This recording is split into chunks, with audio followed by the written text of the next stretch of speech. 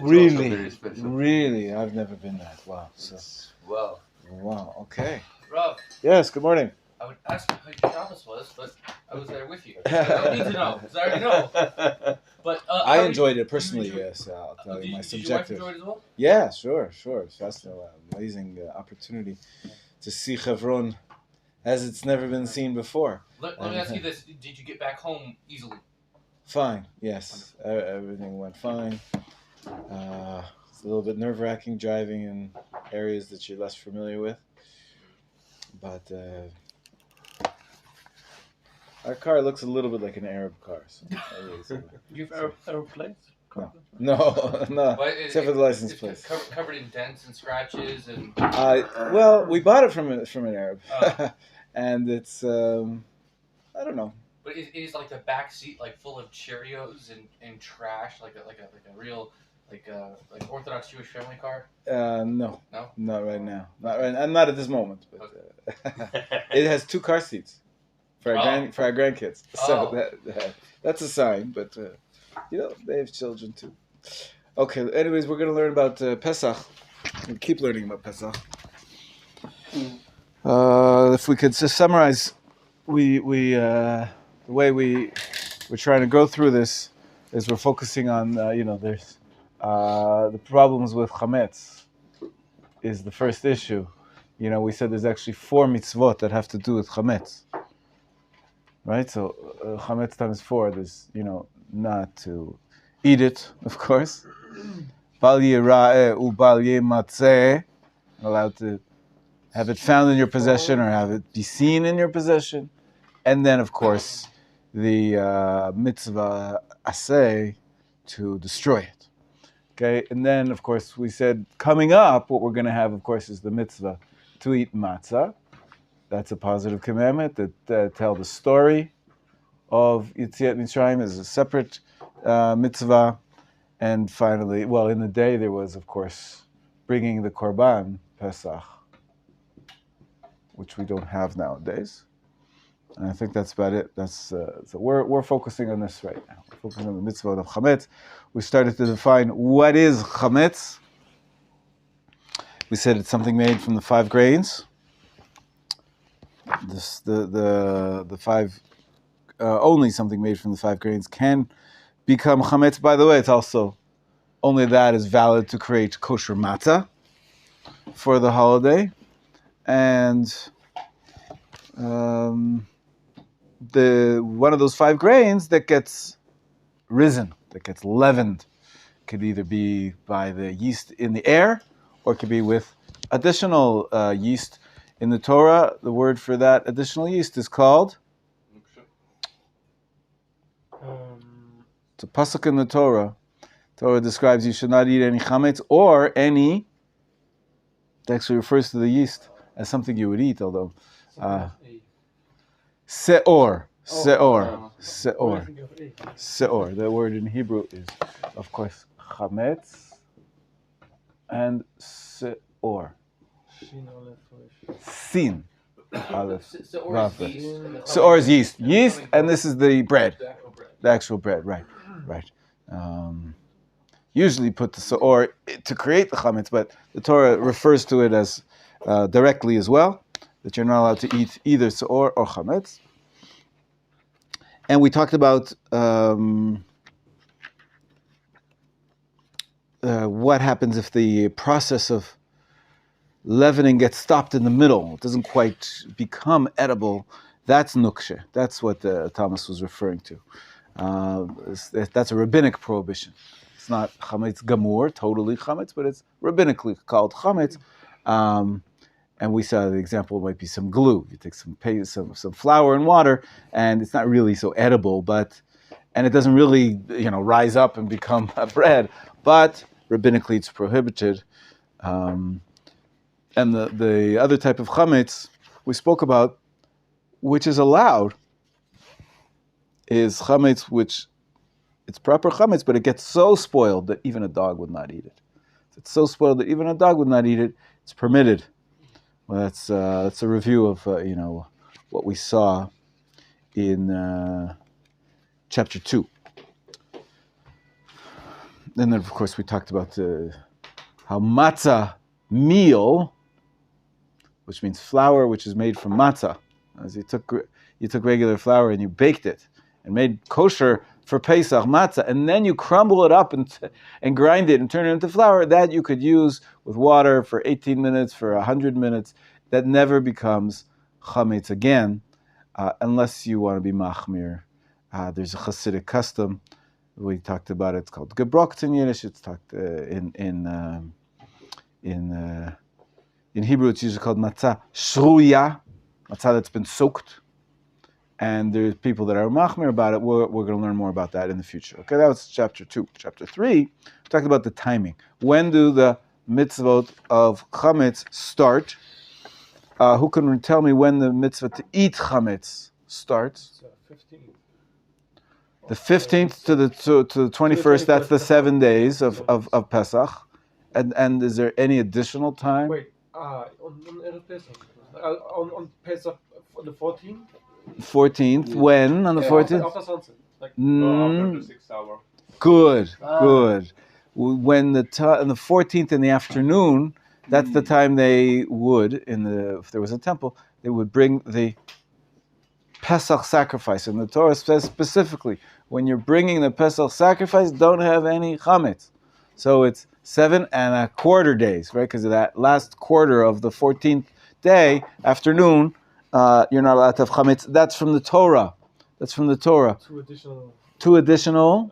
From the rabbinical codes, they just decide to, in order to prevent that someone is maybe there's some chametz found after this time.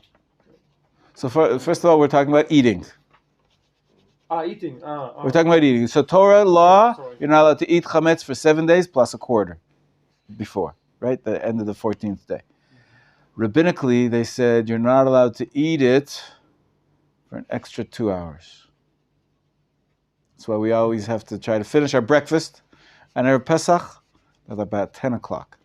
Depends on the exact precise timing of the season of the day, how long the day is, these variable hours. But the rabbis added an extra 2 hours before midday. Midday would be 12. So 10 hours is 2 hours before that. You're not allowed to eat. Now, in terms of one other thing, I'll take your questions in a minute. That's the mitzvah of eating. What about the prohibition of not having it in your possession? Not seeing it in your possession? Those prohibitions only apply during the 7 days of Pesach. However, rabbinically, they say you've got to finish them just 1 hour after the eating. So it's like 11 o'clock on Erev Pesach. An hour before midday of Erev Pesach, you have to make sure you're not allowed to have any benefit from the chametz. So it's similar, but even though biblically it would only be the entire 7 days itself, rabbinically they add 7 hours essentially. And also that by that time you have to be fulfilling the positive commandment to burn your chametz. The search and destroy mission has to be finished by 11 o'clock on 1 hour before midday, 11 o'clock on the 14th, exactly. So those are the 4 mitzvot of chametz, and the timing, we spoke about that in chapter 2. Now I'll take some questions. Oh, sure. So generally speaking, what do people do for lunch on Erev Pesach? I understand, like on Friday, most people don't eat lunch, or they'll eat something very, very small for lunch a little earlier. But how does it work on Erev Pesach? Is it like, might have like a little fruit? You're right on track there. It's a very Jewish question. It's a very big problem. What to eat? We Jews always have to have what to eat, and we, like you said, you're not allowed to even have chametz anymore. And I mentioned the other day, you're not allowed to have matzah anymore either, because you have to be hungry for the special matzah. My Friday lunch is almost always it's tuna fish mixed with hot sauce with crackers and a bowl delicious. Of ramen. Sounds delicious. But that's cut out the crackers and ramen, but They just have tuna fish mixed with tuna fish is fine. It's always a challenge to find what to eat because you don't have the staple. You don't have anything made from grain from the morning, from 10 a.m. until you eat the matzah on Seder night.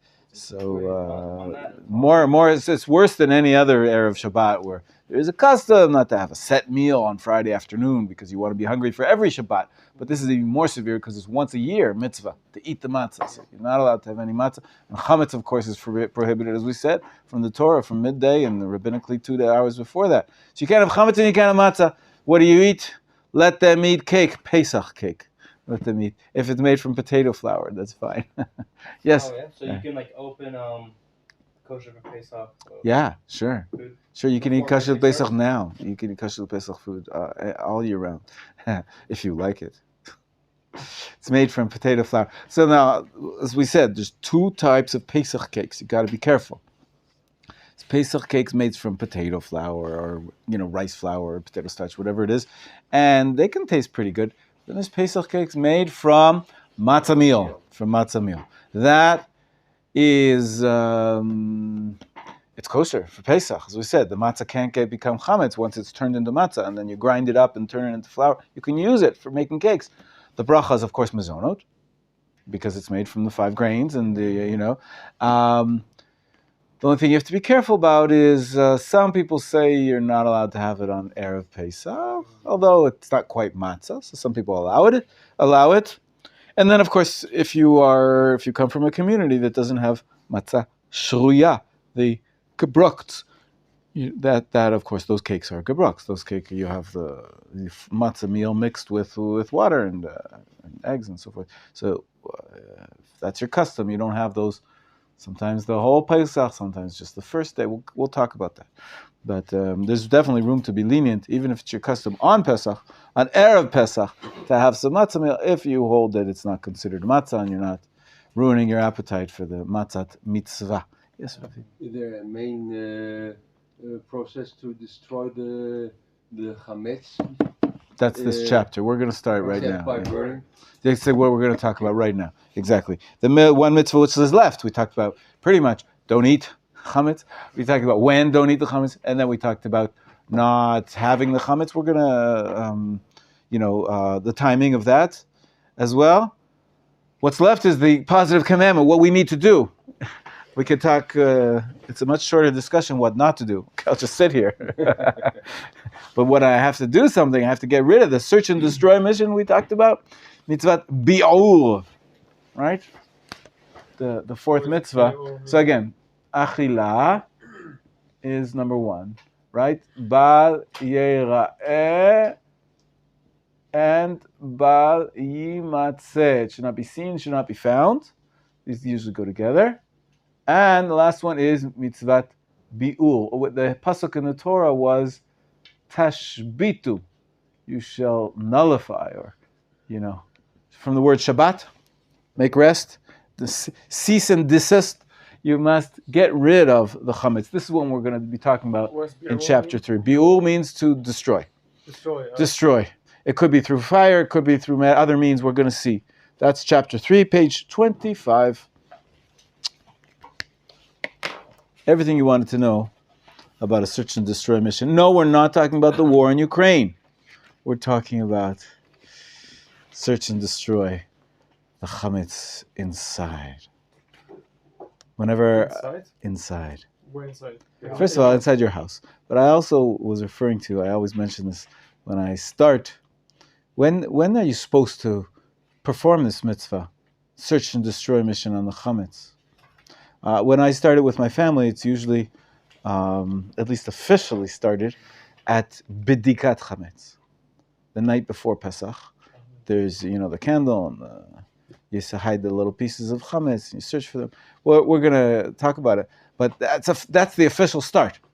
You have to start going on this search and destroy mission the night before Pesach, meaning the night of the 14th, right? If Pesach is the night of the 15th, beginning of the 15th, this is the beginning of the 14th.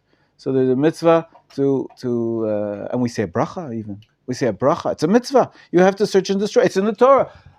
We're going to see that there's a few stages. We continue it in the morning. We start at night. So that's the official start. And then I always say to my kids, we're looking for the chametz, of course, pieces of bread and crackers and all the whatever we defined is called chametz.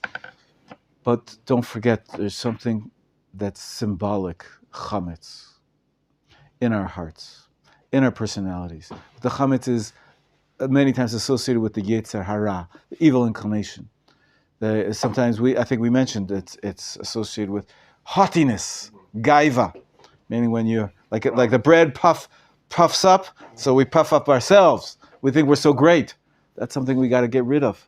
So that's part of the process of search and destroy, not only in your house underneath the table, it's also in your hearts. So we're going to discuss this mitzvah a little bit.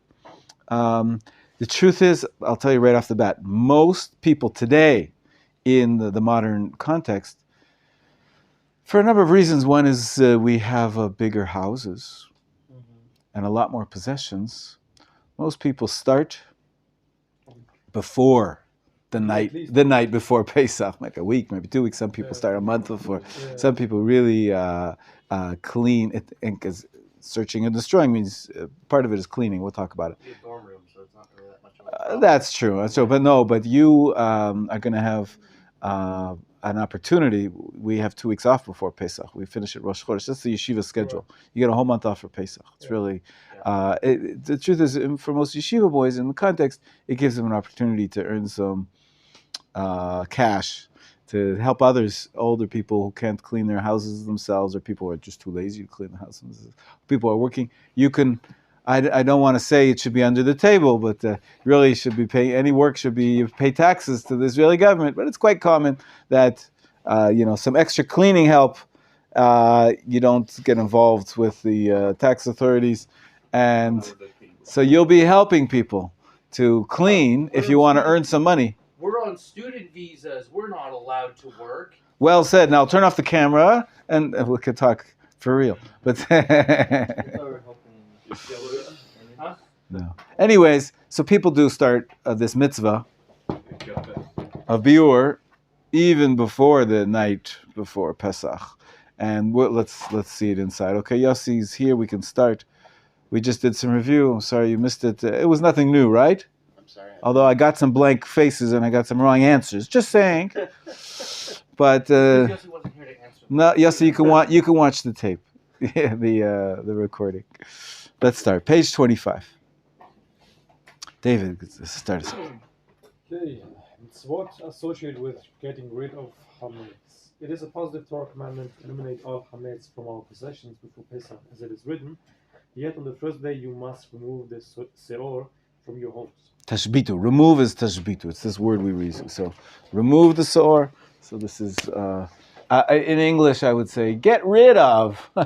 How do you get rid of it? Get rid of the chametz. This is our mitzvah.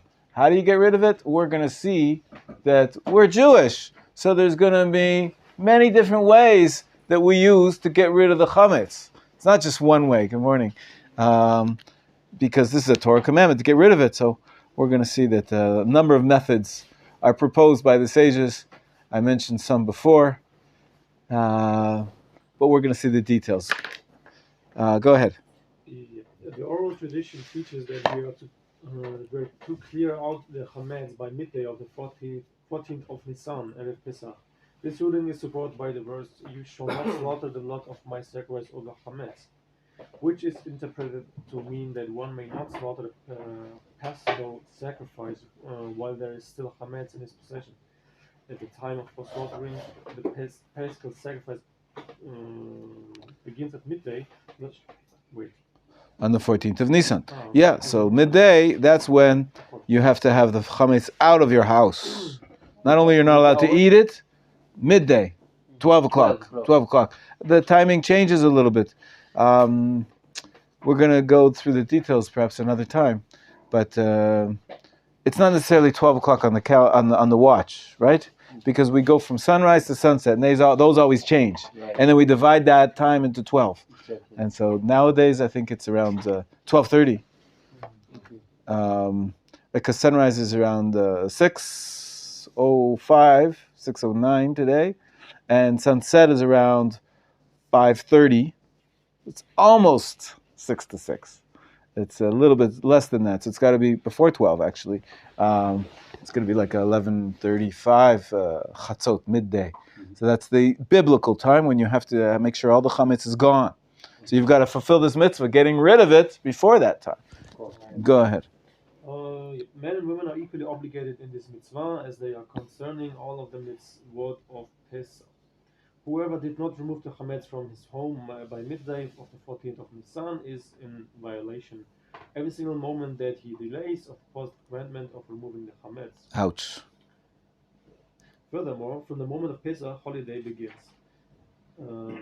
He is in violation of two prohibitions. Baal Yimatzeh, as it is written, 7 days there shall be no seor found in your homes. And Baal Yeraeh, as the Torah declares, matzot shall be eaten 7 days, and no chametz of yours shall be seen, and no seor of yours shall be seen within all your borders. Thus, by fulfilling the mitzvah of getting rid of the chametz, we are safe from two prohibitions, Baal Yeraeh and Baal Yimatzeh. That chametz should be neither seen nor found in our possession. The mitzvah of removing the chametz is the first in a series of mitzvot connected with Pesach. As noted, chametz on Pesach is a metaphor for the evil inclination, and one has to clear out the chametz from the house in order to experience the sanctity of Pesach sacrifice and the eating of the matzah properly. Therefore, the first of the preparations for Pesach is removal of the chametz. Yafa. So again, to reiterate, we said the Achilah starts at 14 and a half, right? At midday. We'll just say a half, even though really it's a quarter of the entire day. It's a half of the daytime, right? The 14th and midday. Bal Yimatzeh only starts at the 15th, right? The 15th to the 21st, right? However, the mitzvah, the positive commandment, here, number 4, right? 4, 3, 2, 1, right? The mitzvah number 4, he says, devolves upon you all the way from midday. Like the prohibition from eating chametz, you should be getting rid of it already by midday as well. It's a little bit not precise with the prohibition of Bal Yeraeh Bal Yimatzeh, but we learn it out that somehow this is connected to the eating of the which is connected to the Korban Pesach, which is 14 and a half. So that's when it starts, the mitzvah to get rid of it. You have to get rid of it by midday, and that's why we add an extra hour. We said by 11 o'clock you have to get rid of it. Maybe we are going to get there. Because you mentioned the chametz inside of us. Yes. How we read to do that? I think the best bleach. Drink it. No, sorry. Just joke. Don't do that. How to get rid of the evil inclination? Wow. Study the Torah and do mitzvahs. Yep. There you go. That's a good start. Absolutely. Sometimes you need more than that. Lashes. No, I'm sorry. No. No, seriously though, it's to work on yourself is it's a lifelong, of course, But process. there's not a limited time before. That's it. Here you've got a time limit. I hear your question. Is a good cleaning agent for some. Vodka, he says. Yes. But seriously, no, we do have books dedicated to guide us in the field of personal improvement. And they're all good. You see what works for you. But ultimately, I think it starts with taking yourself seriously and taking your personal growth seriously, your spiritual growth, your character development. These are things that are very important to deal with, and it's much harder to define. By all means, we will spend more time on. It's called in Hebrew. Usually, this field is called musar. Musar, roughly translated as personal development, character development, and by all means, this is a good way to prepare for Pesach too. I like your comment. I can tell you what I did last year. Please. After we burned the chametz outside, I took 1 hour to stay inside to think specially about the chametz inside of me and to pray, to talk to Hashem to help me to clean up myself. Beautiful, amazing. It's a great opportunity. I support that. I support that. These mitzvot should not just be mere technical issues of sweeping and washing, and we're going to see kashering the kitchen, but it's a time for spiritual introspection and growth. By all means, 100%. And the time of when you're at the fire, looking into the fire, is always lends itself to some more serious thoughts. It's something which is, sort of tracks the eye. It comes, can hypnotize you, bring you into a state of clinging to God or spiritual introspection. It's a good idea. Excellent. Yes. One thing that Ramchal say is don't do the negative comment. It's a good place to start. It's a good place to start. Yeah. Positive commandments that drive you close to God. Yefé mod. It's a two-pronged assault. Yeah. So There's the push and the pull. Don't be like fireman there. And That's then it. you'll be Yeah. more like Start with not filling your body with poisons and too much sugar and too much fats, and then start with eating the protein drinks and getting the positive diet, just to use a parable of the physical world, right? By all means, it's you have to think about what to get away from, and then what to fill up your time with and your soul with. Sorry? Kind of a counter drug, Counter drug, yeah, that's right. Replacement, yeah. Tov, so as I said, this is a good topic that we should continue discussing. Here we're starting with the technical laws of chametz itself and how to get rid of it too. Yeah. Question about the time that we need to get rid of chametz. Okay. We had the 5 days, 10 days, I don't remember, before Pesach that we need to prepare the korban, right? I don't remember how many. Actually, the Torah speaks in the original korban Pesach that by the 10th. It's mikro be'asol. It was taken on the 10th of Nisan. It's just 4 days before. But that doesn't apply today. We don't have a korban. And as I was saying before, I think just before you walked in, technically you start this mitzvah of getting rid of the chametz the night before. You must, according to our sages, the night. 4 days before, it's if we have chametz like close, we can like make impure the korban Pesach, right? No. Only the day of. At the midday on the 14th, when you sacrifice the korban, that's when you have to be rid of all your chametz, even if you're bringing a korban. And we practice this till today because the laws are based on that time. But, okay, section 2. Yossi, take it away. Page 26. The prohibition against chametz one owns. The prohibition against chametz on Pesach is unique in that it is not only forbidden to eat it, but it is forbidden even to keep it. Whoever keeps it in his home violates the 2 prohibitions of Bal Yera and Bal Yimatzeh. Torah's language, no chametz of yours shall be seen, and no seor of yours shall be seen within your borders, shows that there is no prohibition against a Jew having a Gentile's chametz or ownerless chametz in his domain. It says, of yours. You are not allowed to see chametz that belongs to you specifically, implying that the chametz of Gentiles and chametz that is ownerless are permissible. Therefore, if a Gentile lives in a Jew's courtyard, even if the Jew owns the courtyard and the Gentile works for the Jew does not have to clear out the Gentile's chametz. Similarly, if a Gentile deposited chametz in a Jew's house for safekeeping before Pesach, the Jew need not clear it out, as long as he is not responsible for the chametz.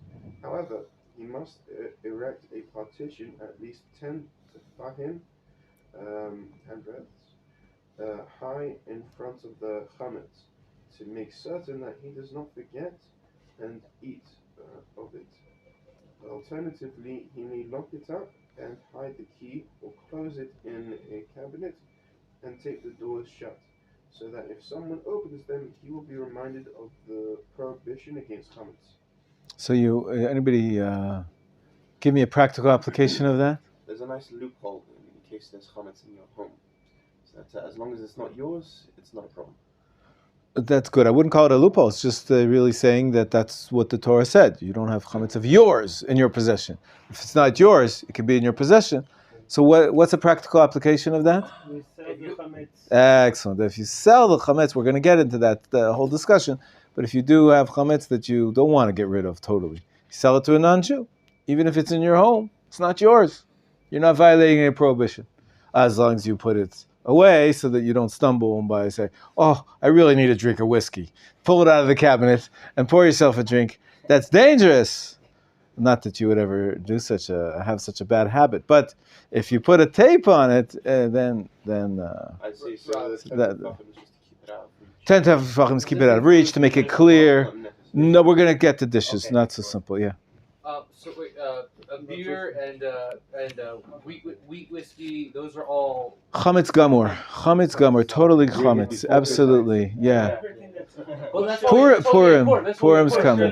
But potato vodka, that's fine. Kosher. brandy. Yeah, but people drink a lot of brandy instead of No, whiskey. that's why we have Purim beforehand. That's why that there's Purim beforehand is to clear out all your chametz liquor.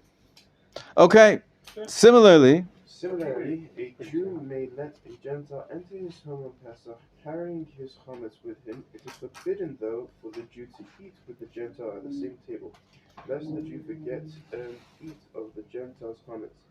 Even if he puts something on the table to remind himself not to take chametz from the Gentile, there is still concern that a crumb of chametz may get mixed into the Jew's food. However, if the Gentile eats at the table, first, a Jew may clean the table thoroughly of all chametz, crumbs, and then eat matzah there. so this is the technical law. You know that this is a massive debate in Israeli society today. It's a big problem because, as you can see, you're allowed to have the non-Jew eating his own chametz, even bringing it into your house, as long as you don't eat it, as long as you're not going to stumble. And so where is the debate? Where do we have a lot of interaction between Jews and non-Jews in today's Israeli society? The shuk is one, but even more so, that's really outdoors usually. But Repairmen? no, hospitals. In hospitals, we treat equally Jews and non-Jews. And the hospitals here in Jerusalem, because a lot of Arabs living around here, a lot of Arabs live in East Jerusalem and elsewhere. So the Arabs don't have Pesach. They have their pitot. And until recently, a couple of years ago, it was sort of an unwritten rule that became written over the course of the years that nobody is allowed to bring chametz into the hospital. Hospitals all want to be kosher, of course, because they have to cater to religious Jews as well. And it's amazing, and it's a government institution. We like to believe it's a Jewish country, so we want all the hospitals in the country are kosher, almost all of them. And so if it's a kosher institution, how can you have chametz coming into the hospital on Pesach? So there was this unwritten rule, and recently there was a lot of famous cases where people, even Jews, but also primarily Arabs, say, listen, I need my pita. I need to have my pita. I can't eat this matzah stuff. And I'm not Jewish. Let me bring it in. So they had people, they might still have it in some places. They had people checking your bags, not for weapons. There's a checkpoint at the door to the hospital, checking to make sure you're not bringing in any chametz. Wow. And this is getting people angry and saying, "What? Look, read the halacha. It's not prohibited. You're allowed to have a Gentile bring in his chametz into your house. Fine, don't bring it to the cafeteria. Nobody's going to try to stuff it in your table. But it's a very. This is what sometimes we say. It's important to be too strict, because then it can boomerang, and people will be upset at the very fact that you're forcing us to be religious and those kind of things.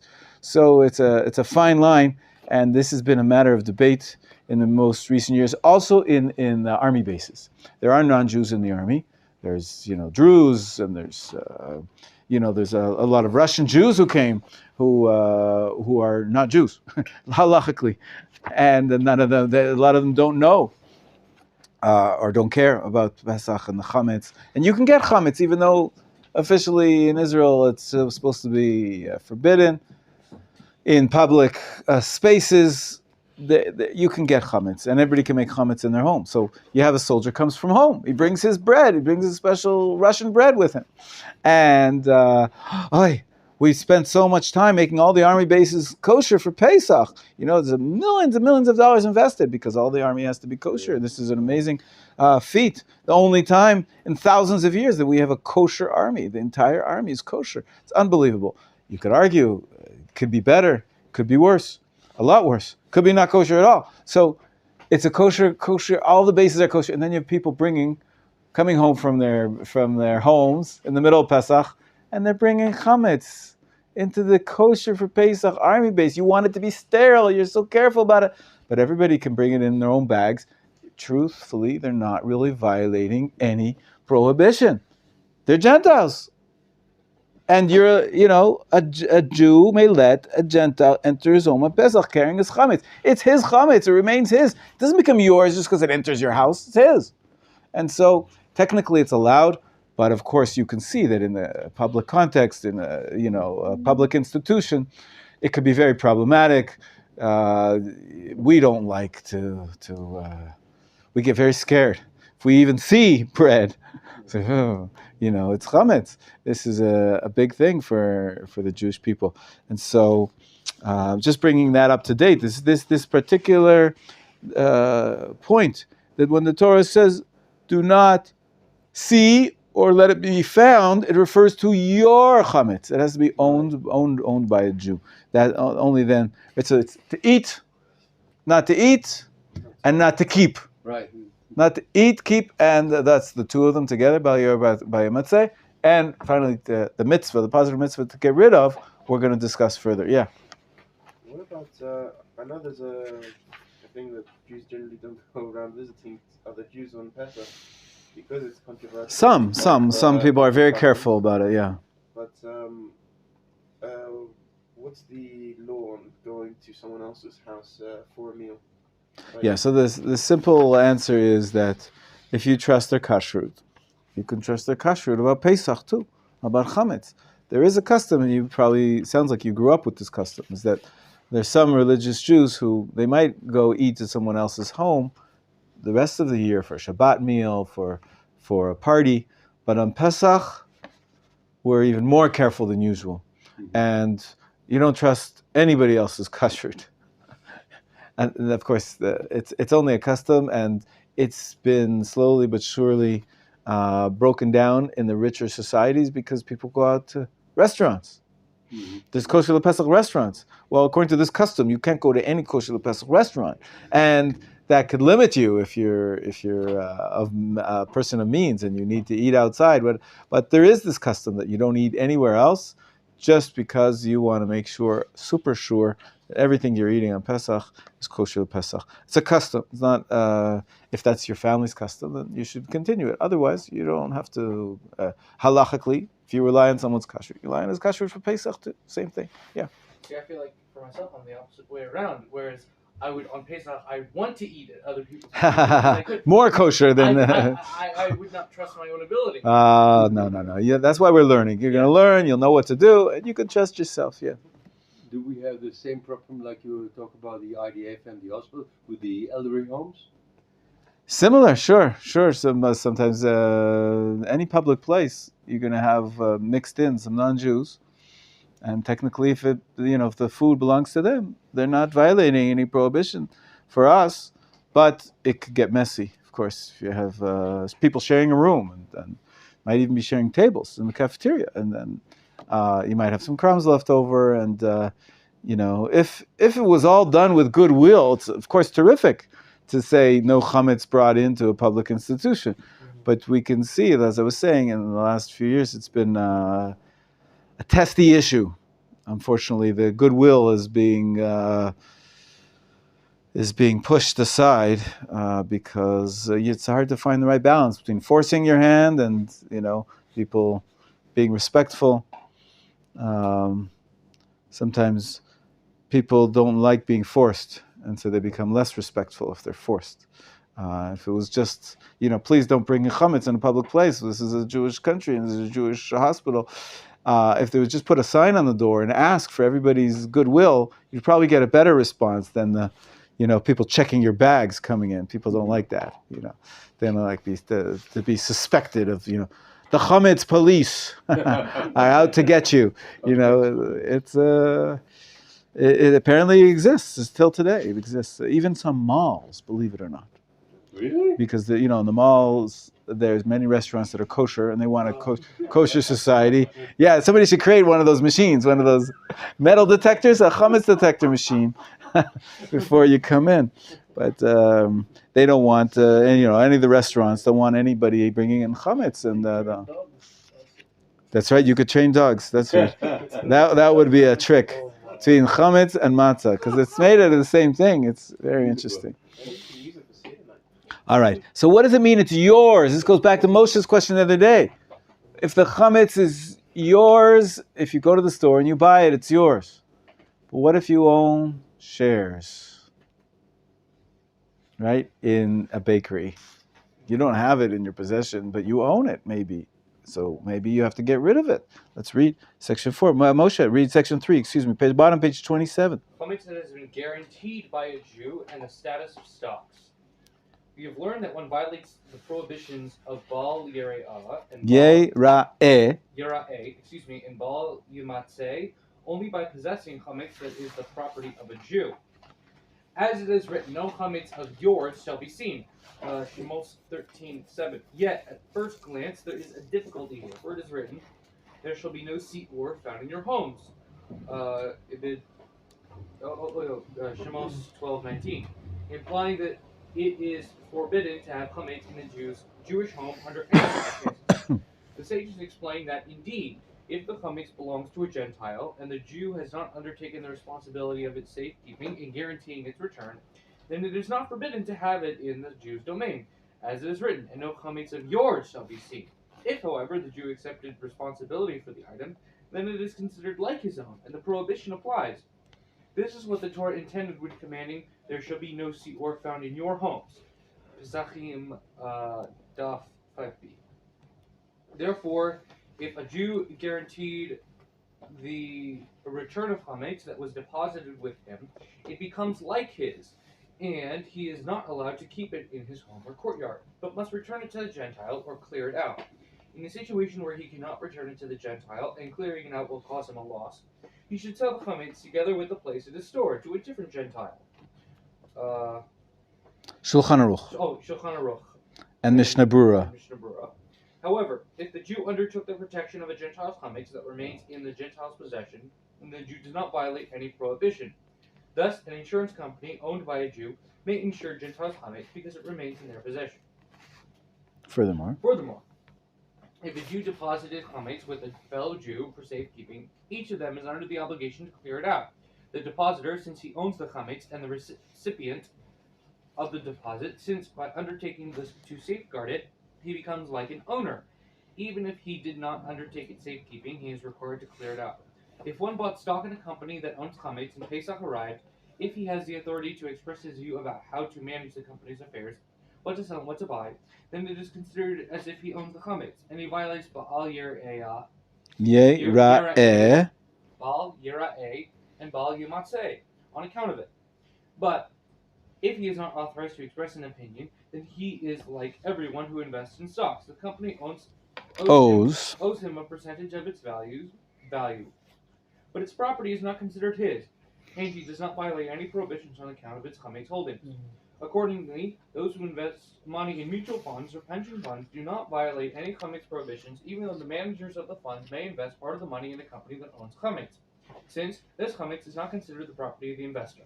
Look at the footnote, however. Just you think it's very simple. He says, controlling share, not controlling share. You're managing the company, then you're really the owner. Other than that, if you just have shares, you don't really own it. I know technically you might. It's called owning shares, but really it's a deal between you that they have to pay you out whatever it is. That's one opinion. Look at the footnote, Moshe 5. There are those who are stringent in this matter and sell their shares of chametz owning companies and companies in a share chametz. And many chametz sale documents contain a clause that includes these types of situations. This is why I give counsel to everybody who asks me, here it's coming. Wow, I have to get ready. Before Pesach, I get lots of questions. It's great. But one of the common questions is, listen, I cleaned my house.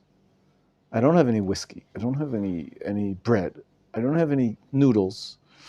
I went through all my shelving. I cleaned everything. I don't have any chametz.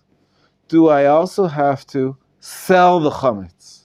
Right. This is one of the different ways that we do it. We're going to see. There's cleaning is one way we get rid of it. We're going to talk about burning. We try to burn some of the chametz, and there's many different ways. One of the ways which has become common is to sell the chametz to a non-Jew.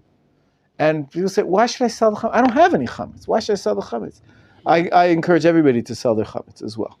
Because just in case you have a pension, you have some shares somewhere, and maybe, according to some poskim, that's considered to be yours, even though it's not a controlling share. So, to be safe, the sale covers it all. The sale covers, you say, any chametz that I have anywhere, I'm selling it to this non-Jew, and you all know that after Pesach, we'll buy it back from him. And so that's another method. We stack up all the methods in order to fulfill this mitzvah of getting rid of the chametz. One of them is selling it, and it's a good catch-all just in case the shares you have a little more stake than you expected, or you want to be machmir for the people who consider that any shares are problematic. It's considered ownership. The sale covers that issue. Okay, so it's always good to sell to fill. It's very easy. You go to the rabbi, or you can do it yourself now, even online. Online, you can sell their chametz, and we'll talk about that. It's another chapter later on. Yes, Yossi. So, according to the opinion that we read by Shari and Metzianim, could you assume that it's also fine to, if you're going according to this opinion, assume that it's fine to also own shares in a non-kosher company? True. Technically, it's a little bit different because here the definition of the chametz, the prohibition is ownership, right. And she's saying it's not considered ownership by non-kosher food, other non-kosher food. It's a basar b'chalav, meat and milk, is a problem of benefiting from it, which might even be more problematic.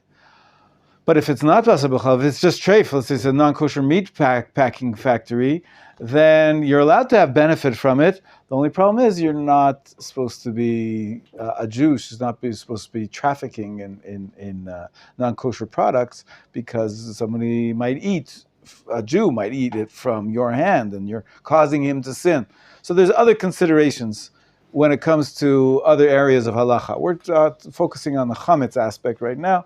When we get to the non-kosher companies about other things, we're going to discuss it in the kashrut class. Okay? How one fulfills the mitzvah, I started to say there's a few, there's cleaning, there's burning. Anything else? Nullifications. Very good. Nullification. Nullifying. That's in your mind. Right? So there's, we're going to see. What means? Nullify, it's to say this is like dust. I don't consider it to be significant. To nullify, make it like null. Null is zero. I make it zero. I make it no valuable. Your opinion doesn't matter. Okay. Thank you.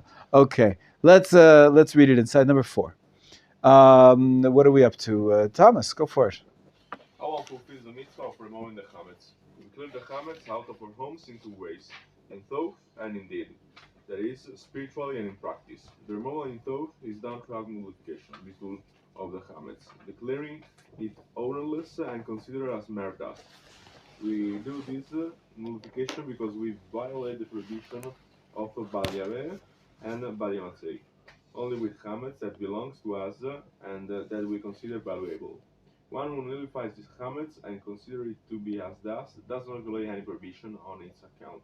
Similarly, if he declares it ownerless, he commits no violation on its account. In addition to bitul, we also get rid of our chametz. In fact, the evening of the 14th, we search the entire house for chametz, and on the day of the 14th, we eliminate it from our homes. Although each method independently is sufficient to fulfill the requirements of Torah law, the sages require that we remove the chametz using both methods, to be on the safe side. Thus, we annul the chametz verbally and clear it out of the house physically. Stop there for a second. So let's just get the terminology correct. Cleaning is called bdika, actually. Bdika, cleaning actually is nikayon, you're right. But when we go through the house, Bdika is checking. Bdika is checking, really, but the halachic term for the cleaning, I'll say cleaning and checking. Right? When you clean, you're checking that there's no chametz there. Cleaning and checking, right? This is the term used in Hebrew is bdika, and nullification is bitul. Bitul, it means nullification. So we have bdika and bitul. Each one, he says, is different. This is a long discussion in the Talmud. Why do we need both?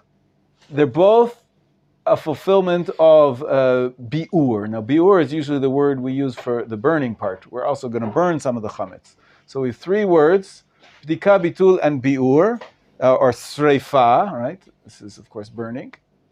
All of them are fulfillment of this commandment that you can see. It's a little confusing because the name of the commandment is to get rid of your chametz. So I said it's a search and destroy mission. It's a search and destroy in two methods, by nullifying it and by actually destroying it. All this is in order to not be violating, not to have any in your possession, not to keep it. So, it's to keep two different commandments. One is not to find any, and one is not to own any. Yeah, it's not really to find, like you say in English. You know, you go through the house and you find it. It shall not be found. It's like really a prohibition of possession. We're going to have to talk more about these differences between the two, but they go together.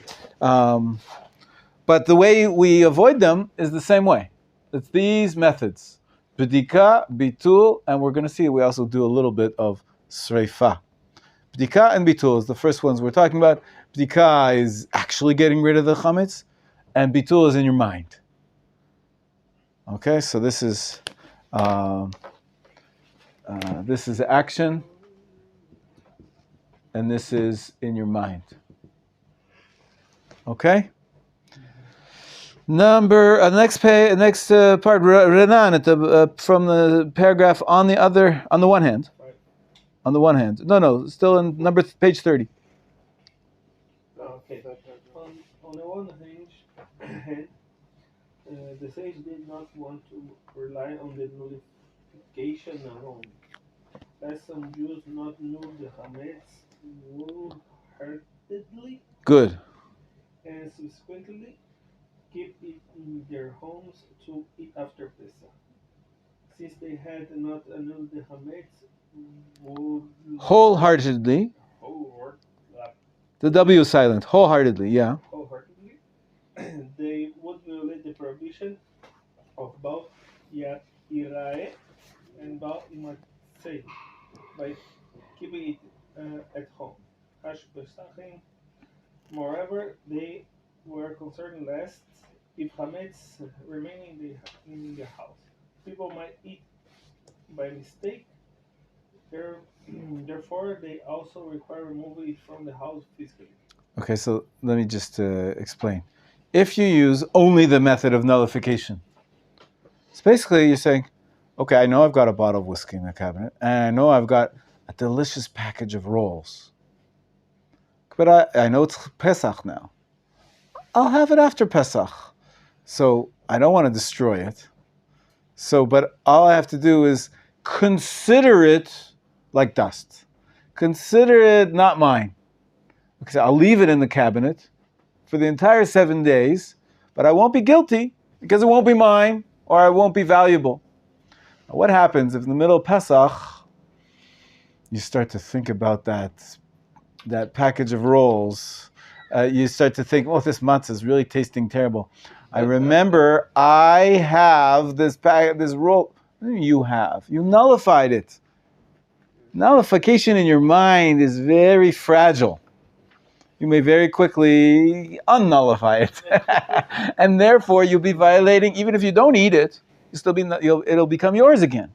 In your mind, it'll become valuable for you. So it's a very iffy business, only relying on nullification. To ignore. It's more than to ignore. You state to both in word and in your mind. You say, I consider this to be nothing. Or some people say, I consider this to be ownerless. It's not mine. It's still in my closet, but anybody could come and take it. And it's very, very fragile. And so the rabbi said, that's not enough. Even though technically it would work, if it's not yours, you nullify. If it's not valuable, it's nullified. It's not chametz. It's not in your possession. It's too iffy. And therefore they said you also have to, we still do the nullification, because technically it could work, but we also do a second method, and that is the cleaning and the checking, the bdika. So all this that's you could say is like really extra to do on Pesach. It's really to strengthen the concept in your mind. No chametz on Pesach, not yours. Don't own it. Don't have it. Nothing. Right. Well, it's to make sure that it works. Yeah. Because if it might not work all by itself. They say to remember something, you say it like 4 times. That way it sticks in your mind. Yeah, here we do a lot more than that. Right. Yafeh. And now, but wait, we're not going to rely on the nullification by itself, right? Because there's 2 problems. One, you may eat it. You might come to, and you may also value it. And even if you don't eat it, you've nullified your nullification. And therefore you're violating the... So what do we have to do? We have to have recourse to another method. The actions. Cleaning and wipe. So if we clean and we make sure that there's no chametz, why nullify? That's the next paragraph. Ariel, similarly. Last paragraph on page 30. Similarly, the sages did not want to rely on their search alone, lest some Jews not succeed in finding all the chametz in their homes, but then find it on Pesach. In that event, there is a chance that they might wait briefly before burning it, because they would feel badly for a moment about losing their chametz. And at that moment, they would violate the prohibition of Baal Yeraheh and Baal Yematzeh. By nullifying the chametz before Pesach, however, they would not violate the prohibitions, even if they hesitated a little before burning the chametz. So we do both. Right? If you would only search and not do nullification, maybe you'll find. Maybe your searching wasn't good enough, and you find a nice roll in the middle of Pesach, and you'll say, "Oh, wow, here's my roll. You didn't nullify it; it's yours. It's still valuable." And I thought I got rid of everything. I didn't. Huh? How about that? And so at that moment, you even without eating, you might be just owning it. You because you didn't nullify it. It's yours. You just thought it wasn't there. But if it's there, it's there. If it's in your possession, So we don't rely on either one by itself. We do both. We do the bdika and the bitul. Okay. Let's just read the footnote here. It's actually a little bit more detailed, but I want to do that before we continue. Tomorrow we'll continue discussing this. Yeah. We will talk about like small quantity. That's right now. That's right now. Footnote 7. To expand on this topic, according to Ramah in 434, page 31 at the bottom below. I'm reading footnote 7. Okay. According to the Ramah, in the name of the Torah, if one thoroughly checks his house, and yet still an olive-sized piece of chametz remains, he violates the prohibition. Abal Yerah, Abal Yematzeh. This is why, according to the Ramah, the main and most important removal of chametz in the Torah's eyes is mental nullification. Because if you just rely on your actions and you mess up, you're violating the prohibition.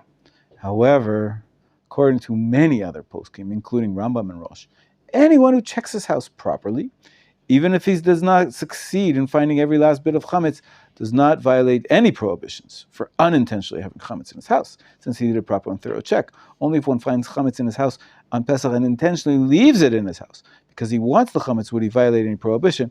Moreover, according to Taz, even Tur is of this opinion, as I have written above. This is the debate. When you're doing b'dika, are you really... do you need to have perfection? Do you need to succeed? And if you don't succeed, you'll be in violation. There is this opinion, he quotes it from the Ramah. Most other opinions, though, is that you do your best. Nobody's perfect. If you did all your best to get rid of all the chametz, and then you missed something, you forgot something, and you see that you had an olive's worth size of chametz left, as long as you did the b'dika, you did your mitzvah. It's not considered, unless you keep it. When you find it, you say, this is yummy, this is good, I want to keep it, I'm glad I didn't destroy it before. Then, at that moment, you're violating. But if you never find it, a month later, you open up a cabinet and you say, wow, that's a package of crackers that I didn't find when I was cleaning for Pesach. Does that mean back on Pesach, you violated the prohibition of Bal Yira'eh, Bal Yimatzeh, of keeping the chametz? So it's a debate. According to the Ramah, yes. On Pesach, you had chametz. According to most poskim, you did everything to the best of your ability. You tried, you searched everywhere. Then, you don't violate the prohibition, even if you weren't successful, 100%. Okay. Yes, Moshe. Last question. Well, it's a comment. If you were to hold by that even if you had some and you weren't knowing, one could then come to the conclusion and be like, listen, it'll be impossible for me to be absolutely 100% sure that I removed all of my chametz. Therefore, what's the point in me cleaning it all? Right. It could leave you to despair. Exactly. And then you say, I'm only going to rely on nullification. I'm not going to do any cleaning this year. And that's, we said, problematic, because the nullification is problematic. We do both, but we do our best. We do our best at both. We do our best to, have a lot of concentration when we nullify the chametz. We usually do it on the 14th, and twice, once in the morning and once at night. And we also clean to the best of our ability, but you don't have to go crazy. You absolutely don't have to be neurotic. You do the best you can to make sure. I'll do that. No, you'll just feel guilty about it if you're Polish. Like if the Polish grandmothers. No matter what you do, you feel guilty that you haven't done enough, right? Okay. We'll stop here. And Bezrat Hashem continue tomorrow. Laws of B'dika and Bitul.